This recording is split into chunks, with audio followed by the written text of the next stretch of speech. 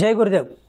రోజుకొక ఆసనం కార్యక్రమంలో ఇలా అర్ధమచ్చంద్రాసన్ ఈ అర్ధమచ్చంద్రాసన్ని ఈరోజు నేర్చుకుందాం. ఆరోగ్యం గురించి ఒక మంచి మాట చెప్పుకుందాం. ఆహారమే ఔషధం, ఆహారమే విషం. ఆహారం తీసుకోవాల్సినంత తీసుకుంటే అది ఔషధంగా పనిచేస్తుంది. మీరు ఎక్కువ తీసుకుంటే అది విషంగా పనిచేస్తుంది.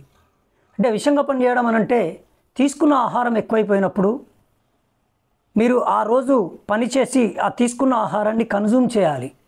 మీరు ఎప్పుడైతే కన్జ్యూమ్ చేయకపోతే ఏమవుతుందనంటే ఆ ఆహారాన్ని 24 అవర్స్ చూసి లివరు దాన్ని మాంసంగా మార్చి మాంసాన్ని తయారు చేసి శరీరానికి పంపిస్తుంది.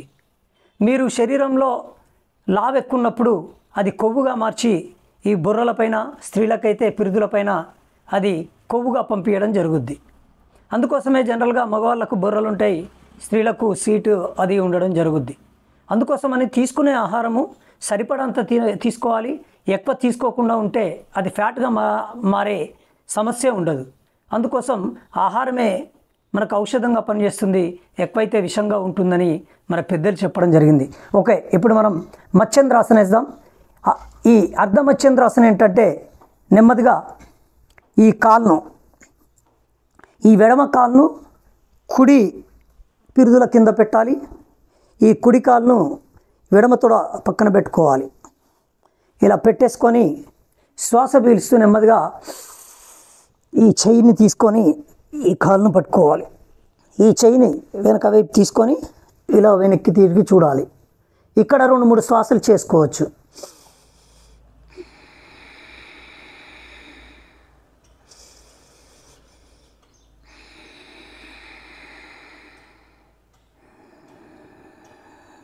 మళ్ళీ తలను ఇటువైపు కూడా పెట్టుకోవచ్చు. ఇలా కూడా 2-3 శ్వాసలు తీసుకొని వదిలేయచ్చు.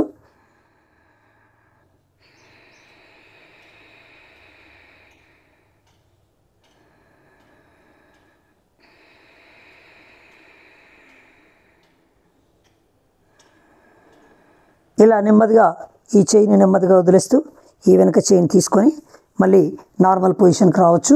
మళ్ళీ ఇప్పుడు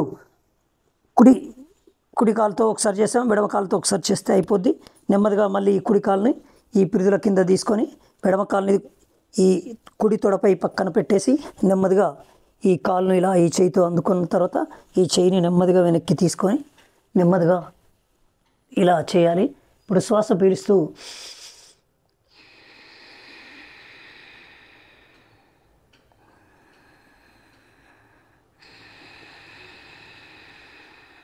మళ్ళీ ఈ తలను ఒక్కొక్కసారి ఇటువైపు కూడా పెట్టుకోవచ్చు.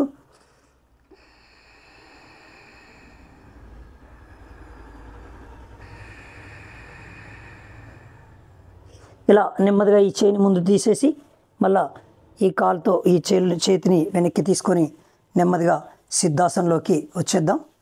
ఇది అర్ధమత్స్యంద్రాసనం. ఈ అర్ధమత్స్యంద్రాసనం ముఖ్యంగా ఇది మనకు పాంక్రియాస్ గ్రంథిని యాక్టివేట్ చేయడం జరుగుద్ది. ముఖ్యంగా డయాబెటిక్ పేషెంట్స్ వేయాల్సిన అద్భుతమైన ఆసనం.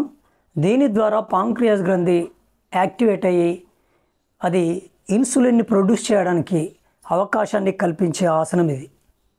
ఈ ఆసనాన్ని వేయడం వల్ల మనకు పాంక్రియాస్ గ్రంథి యాక్టివేట్ అవ్వడం జరుగుద్ది. దీనివల్ల మనం గోముఖాసనలో జనరల్గా ఇలా వచ్చినామనంటే ఇది గోముఖాసన లాగానే ఉంటుంది. ఈ కాళ్ళకు వచ్చే రక్త ప్రసరణ ఆగిపోద్ది. నెమ్మదిగా వేయలేని వాళ్ళు ఈ కాలు ఇలా పెట్టేసుకొని ఇలా కూడా కూర్చోవచ్చు. ఇది కూడా మనం ఈ ఆసనాన్ని మనం ఇలా చేయొచ్చు. అంటే చాలామందికి నేను చేసినట్టుగా అందకపోవచ్చు. నెమ్మదిగా ఈ కాలు ఇలా పెట్టేసుకొని ఇలా చూసుకున్నా సరిపోద్ది. మనకు ఇలా పెట్టేసుకొని ఈ కాలుని ఇలా పట్టుకుంటే ఈ చేయితో ఈజీగా పట్టుకోవడం జరుగుతుంది. ఈ చేయితో ఇలా నెట్టుకొని ఇలా ఉంటే సరిపోతుంది. మనకేంటంటే ఈ పాంక్రియాస్ గ్రంథి ఈ కడుపు దగ్గర ఉంటుంది కాబట్టి మనం ఇలా చేసుకొని కూడా చేయొచ్చు. దీని డయాబెటిక్ వాళ్ళకు ఒక అద్భుతమైన వరం మత్స్యంద్రాసన్. ఈ మత్స్యంద్రాసనంలో వెన్నుపూస కూడా ఏవైతే వెన్నుపూస బుక్కలు ఉంటాయో ఈ వెన్నుపూస బుక్కల్ని మనం స్ట్రెంథెన్ చేయడం జరుగుద్ది. అలాగే పాంక్రియాస్ గ్రంథిని యాక్టివేట్ చేయడం జరుగుద్ది. తొడ కండరాలు, ఈ కాళ్ళ కండరాలు ఇవన్నీ యాక్టివేట్ చేయడం జరిగి అద్భుతమైన పాంక్రియాస్ అద్భుతంగా పనిచేసే విధంగా ఉంటుంది. మిత్రులారా, దీని ద్వారా మనం పాంక్రియాస్ గ్రంథిని డయాబెటిక్ వాళ్ళకు ఒక వరంలాగా చెప్పుకోవచ్చు. ఈ అద్భుతమైన ఆసనాన్ని నేర్చుకున్నాం. మరి ఈరోజు ఈ ఆసనాన్ని ముగించేద్దాం మిత్రులారా. మరి మీరు మమ్మల్ని ప్రోత్సహించాలి. మీరు షేర్ చేయండి, సబ్స్క్రైబ్ చేయండి, లైక్ చేయండి, మీ బంధుమిత్రులకు కూడా చూపించడానికి ప్రయత్నం చేయండి.